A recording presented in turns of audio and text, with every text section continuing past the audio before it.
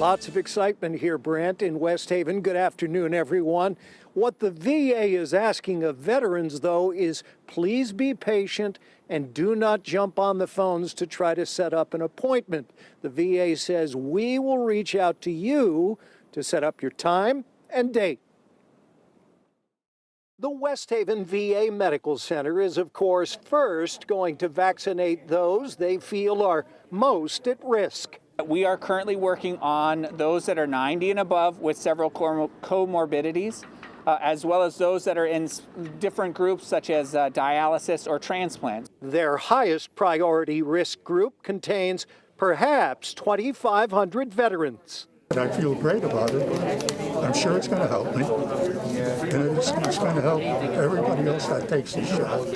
And I hope everybody does take it without hesitation. Here's what America owes our veterans: a vaccine for every one of them. Not available right now. The rollout is too slow. The West Haven VA says what they are lacking is not vaccines.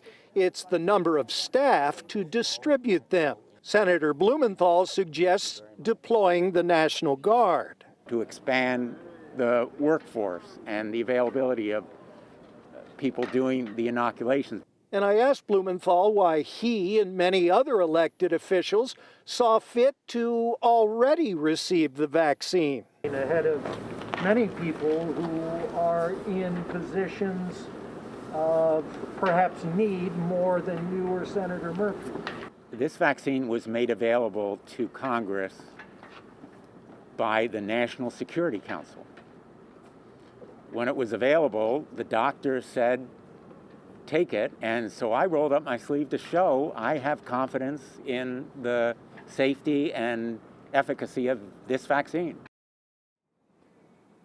And they're going to continue this program with those among 90 years and older, the veterans 90 plus, and other comorbidities. They expect that group to be done within the next month.